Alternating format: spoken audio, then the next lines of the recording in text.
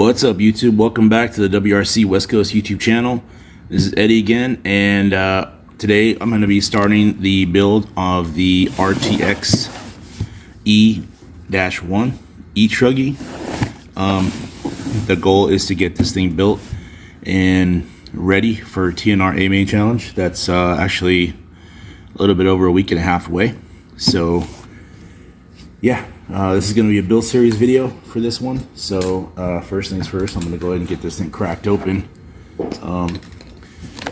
And while I'm getting this done, I want to give a huge shout out and a thanks to everybody that's been engaging with us in social media and on our YouTube channel. We definitely appreciate it. So if you haven't done that already, please like, comment, and subscribe, and turn your notifications on so that you get notified when we're going to put up some new content. So yeah, so here's pretty much what it looks like. The kit looks like when you open it up. So one thing I will say I like about WIRC is P1, which is also their affiliate company for their fluids and lubricants.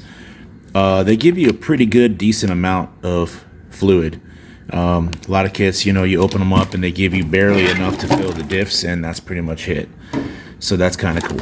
But yeah, so you see all these boxes these bags. So let me get these things all sorted out and organized, and then we'll get going. All right, I got everything all laid out here, and I'm gonna obviously get started with bag number 1, 2, and 3, which is the front, center, and rear diff.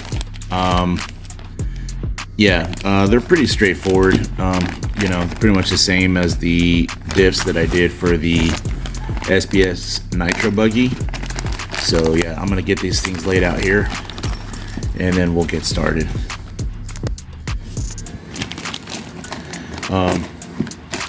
Yeah, so I'm pretty excited about TNR A-Main Challenge. I personally have never run these before. I did one of these with my son. This will be the first one that I'll actually ever drive in myself, and obviously the first one that I'm going to be as the acting team manager for the California team. So getting this thing ready is just one of the things that I'm working on in this next week and a half. It's also making sure the guys are ready, getting them in what they need to be ready, and you know, hopefully to get some testing in the next couple weekends, and yeah, definitely have us ready to go and ready to rock for TNR A-Main. So yeah, let me get this thing all squared away and situated here. I think I got kind of like a mess going using the way I like to do this. Which reminds me, I'm gonna go get my little tray that I normally use for building diffs, so I'll be right back. All right, now I'm gonna go and get started with the front diff. Starting with this copper grease, this JT bearing, one of our sponsors. I've been using their stuff even before we were sponsored by them. So yeah, Tyler and his team have always been very, very supportive to you know, the people that run their products. So it was an obvious choice for us to kind of, you know, approach them and ask them for their continued support while we kind of try to grow the stream, and yeah, they were all for it. So again, thanks to those guys. But yeah, it's definitely good grease for bearings or for like out drives and whatnot. It definitely lasts a long time. It doesn't fling all over the place. Yeah. I'm also gonna apologize right now. I can probably see the lighting isn't as good as the last video I did. Last time we went out with the trailer, I didn't unload my bench light. It's one of the things I kind of didn't want to have to do, which is have to like empty the trailer out every time we went out. You know, have to empty it and, you know, bring myself back to the bench. So I'm definitely going to start working on you know, ordering supplies, whatever, so that literally the trailer just gets unloaded with our cars or whatever, and then all the supplies and all the tools stay where they're at. So that's kind of one of the things I'm working on too. So it's just a lot going on, man. You know, I was just joking the other day with, you know, one of my team guys, kind of teasing a little bit, saying, man, I sure complicated my life becoming a team manager, because I used to have it so much easier when I could just show up to the track and race and there was no expectation.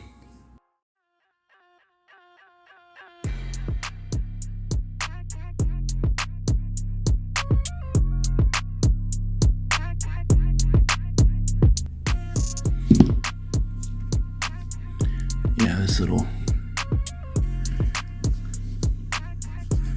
that O-ring is definitely a tight fit. Everything fits pretty tight in there. Sometimes it's like kind of swollen up a bit. It takes a bit for it to break into that hole there.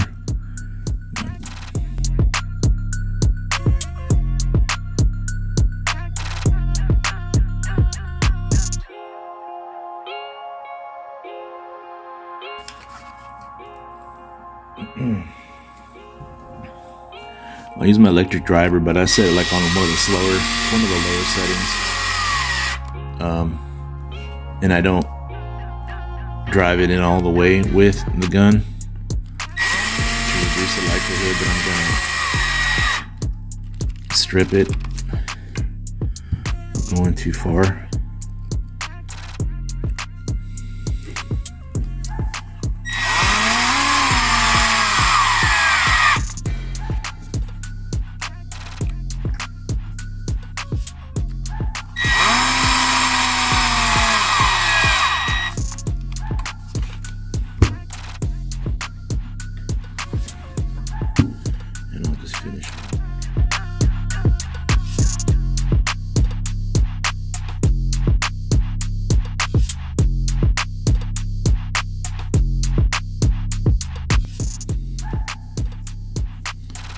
That's cool.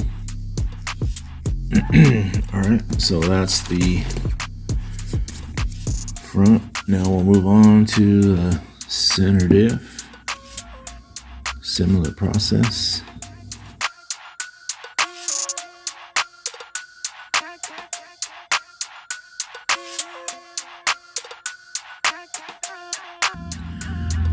I'm also looking forward to going out to the track to test the new RCRACING Buggy.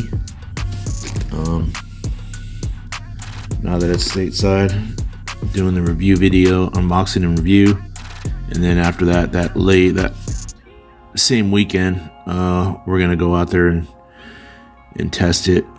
Pretty much box stock, you know, give an honest assessment of what we think. You know, I'm not gonna, you know, hold back and you know, give you all and say, oh, it was all positive, right? I mean, there's going to be some things that it's going to be lacking because nothing's perfect, you know. But we're definitely gonna go out there and put it through its paces, man. We're looking forward to that, so be on the lookout for that.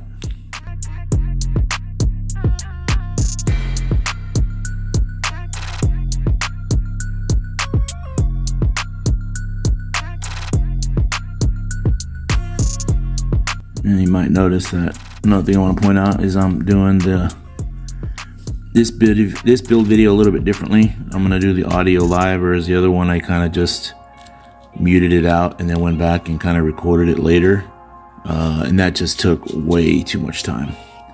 I like being able to make sure it was clear and concise, but it just took way too long to edit.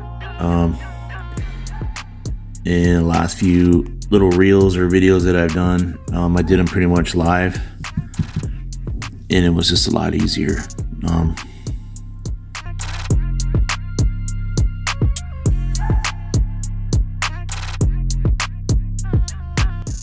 just let it seep into behind the pins. You kind of see that there. But kind of let it seep into behind the planetary so it gets in there on the pin. And then I'll add a little bit more. Actually, no, that might be enough.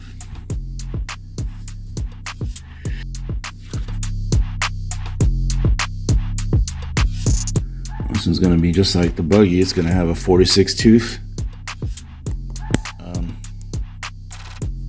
46 tooth spur.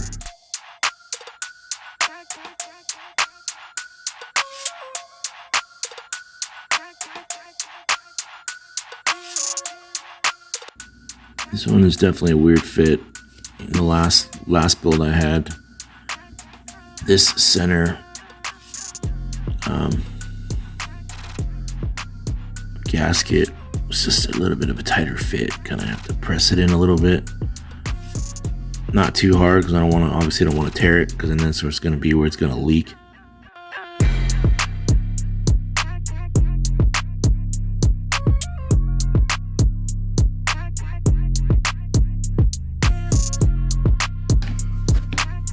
And open up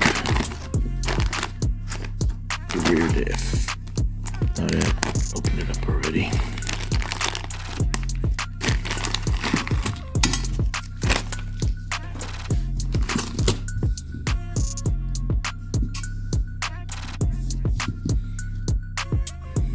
Alright, so I finally got this that washer in there. Again, I'm going to point out that other kits, this little, where the pin for the driveline goes through, usually would be coincide with the hole inside of the pin that's in here.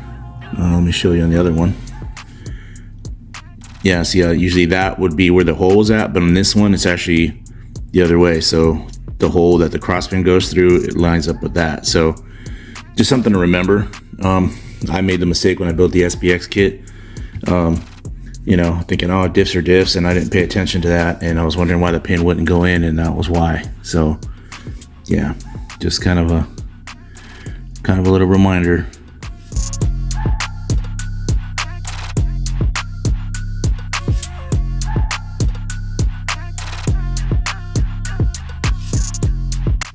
Yeah, it fits a little.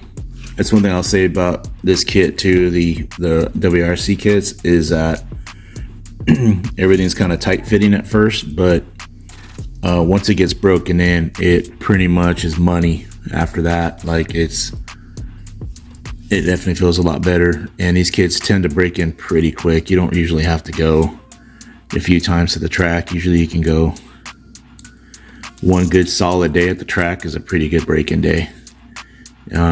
Another thing I'll say that, I've been hearing from our guys, our team guys, when they come on board, is how good the car feels during break-in. I don't know. Everybody's different, I guess. Everybody's got a different experience. I've never, I can't really speak to it either one way or the other, but I'm just kind of going by what they're telling me, saying that they think this car is a pleasure to drive even when you're breaking it in. So I guess that could be a good thing. There we go. And it's got to clock it in, so it's gonna, there we go. All right, so one bolt, get the fluid. So another thing about WIRC kits is it's the second kit that I built in a row, or third kit actually, where it's the same fluid front, center, and rear. Most kits that I've seen, you have like 510 7 or 710 5, something like that. This is 7 for all three, and we try to go out there and we broke the cars in with that, and then started to make changes, changing the diff fluids up to see how the car would react, and we had some positive and some negative. We try to lighten the diffs up a little bit more, and it didn't like it, and we went thicker and it didn't like it. But then again, your driving style comes into play. At least mine did, for sure. I liked them a little bit tighter on my car. And usually I fill them pretty much to the tops of the cross pins, because I don't want them to overflow.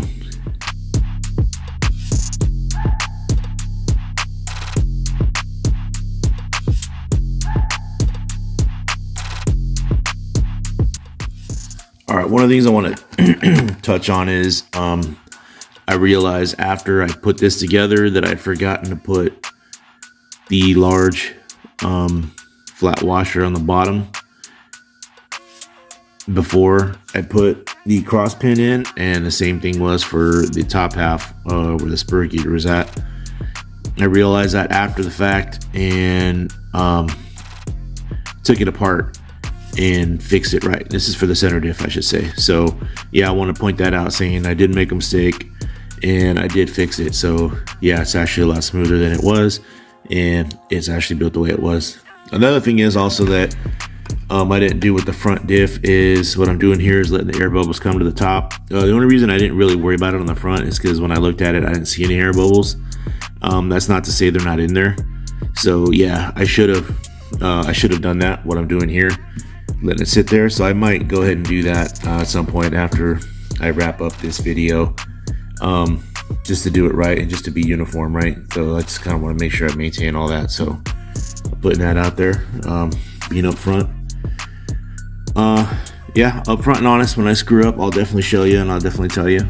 Some of them might be embarrassing, but you know, I really don't care because everybody makes mistakes and I'll be the one to show you that I made them. So yeah, so let me wait for that a little bit. Yeah, meanwhile, yeah, I'm gonna start getting the next bags, which is gonna be I think 4, 5, and 6 for this one, which is gonna start putting together the housings for the front and the rear diff, if I remember correctly. Yeah, see, this is bag number 4, which pretty much has the housing. This is pretty long, so this is the rear diff right here. You can tell by the length of the out drive. So yeah. All right, so now I'm gonna get started on bag number 4, which is gonna be the rear, the rear clip of the car. Square it away.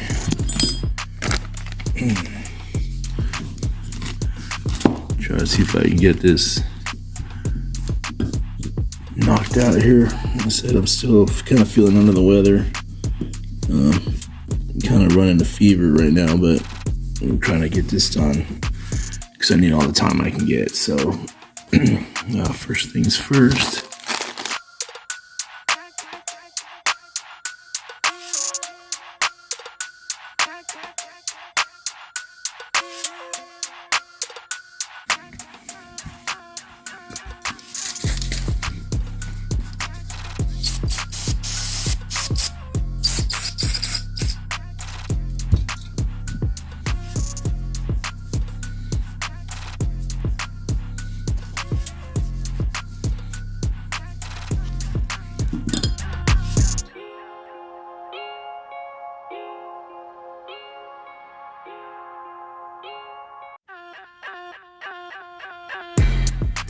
Not really a tricky part, it's just kind of like cumbersome to get started. It's like a kind of like a clock spring to keep the pin for the for the outdrive in place. It's kind of like a key ring principle, so once you get it started, you just kind of start threading it on. Just got to get the first coil on there, and you can start kind of turning it.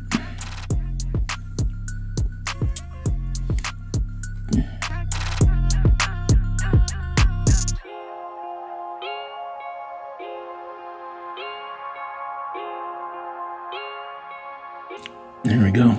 I said it's kind of cumbersome, but yeah, it goes on there. And once it's on there, it's pretty much not going anywhere, so it keeps the pin in place. I'm just gonna spray down.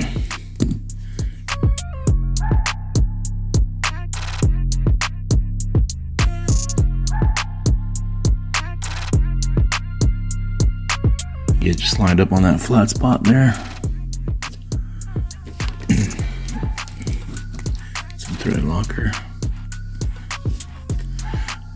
This is one you definitely want to get a pretty good amount of on there. a lot of centrifugal force on this one.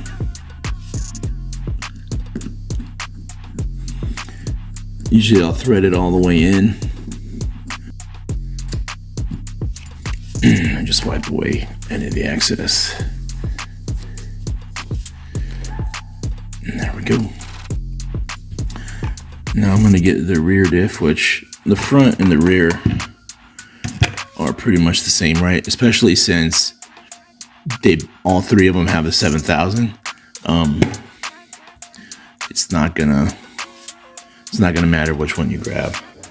You just want to make sure you pay attention to what side the ring gear is facing when it goes into the housing, because obviously you need it to line up to the recess that's in the chassis, so that the bottom of the ring gear doesn't contact it, right? So there is a right and a wrong way. All right, so I had to go in my box and get a little bit of a thicker shim than what came with the manual. I installed the ones that they showed, and it felt good, but from what we've seen so far and tested with the Truggy, the shim package that I run now feels a little bit better, so I'm gonna stick with that. And now I'm gonna put the back cover on there. The manual shows that I'm supposed to grease it and then put the cap on, but I always put the grease on when I mount the diffs to the car. That's usually when I'll do that. That's just my personal preference. That's the way I've always done it. And yeah, so I'm gonna stick with that. It feels like a little crunchy right now, and that's because I haven't put the screws in there to attach the housings together. That's usually when everything gets squared and the tolerances are actually where they're supposed to be. So this happened to me on the Buggy. It didn't feel too good, but once I bolted it together with the shock tower, that all solved itself. So that's kind of what I'm moving on to next. Let's see. Yeah, so the manual shows that this is facing rearward, but I don't think that's correct, because this side is showing the indentations, or like these recesses are facing back. So I think this is the way it's supposed to go. So I'm gonna go with that.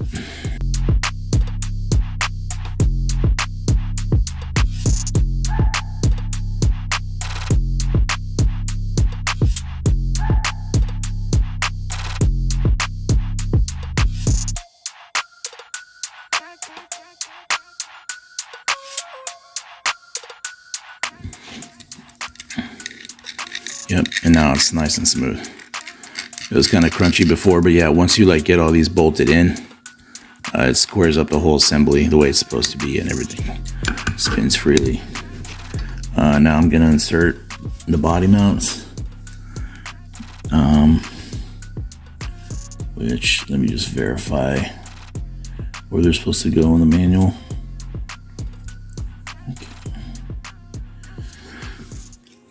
So they're gonna go on the outermost hole right there.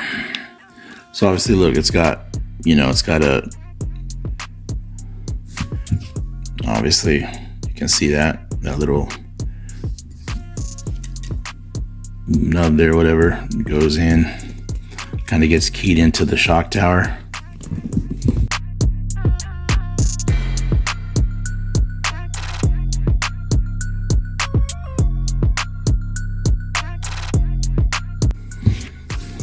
All right, so there we go. That's the rear clip.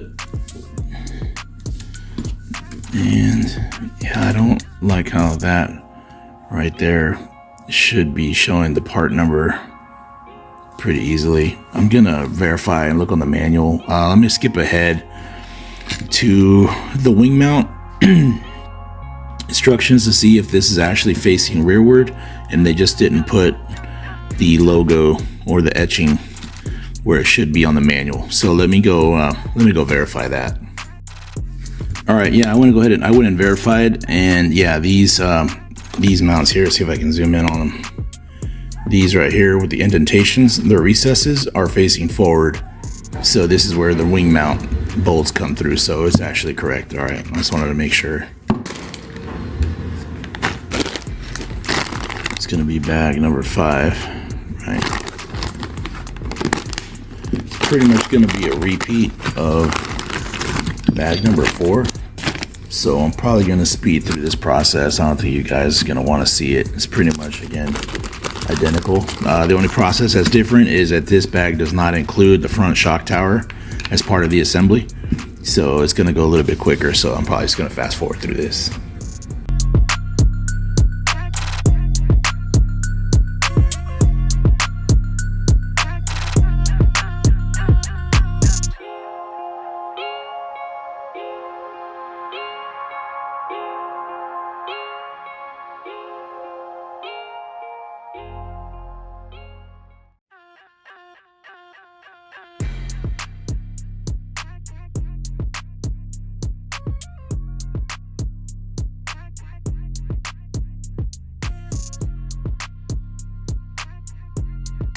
All right, here's going to be bag number 6, which is going to be assembling the front half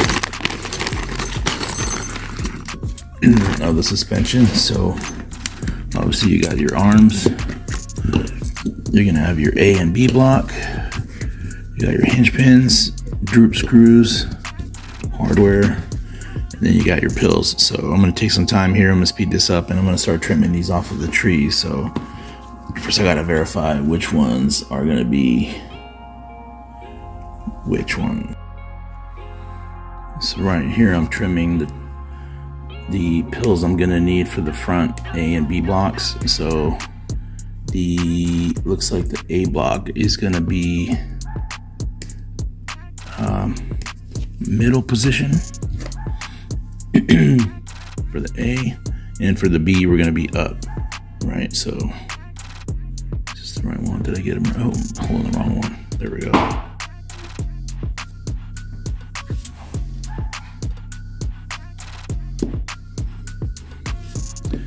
All right, so this is going to be B block.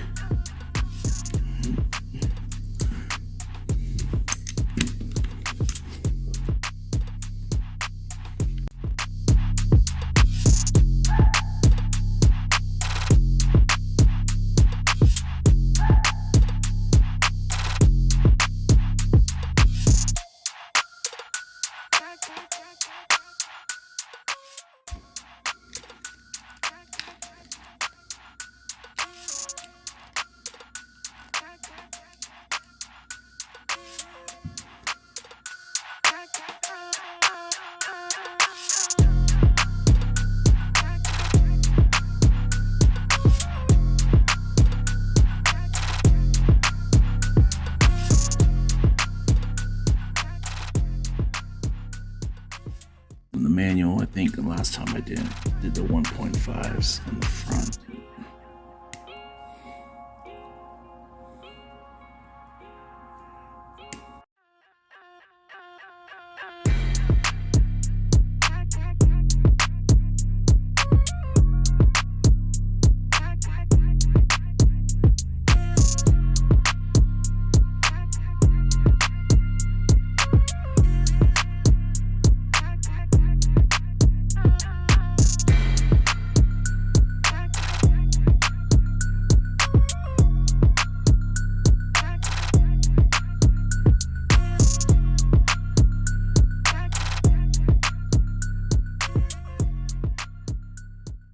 For the droop screws, I'll set them to the final setting.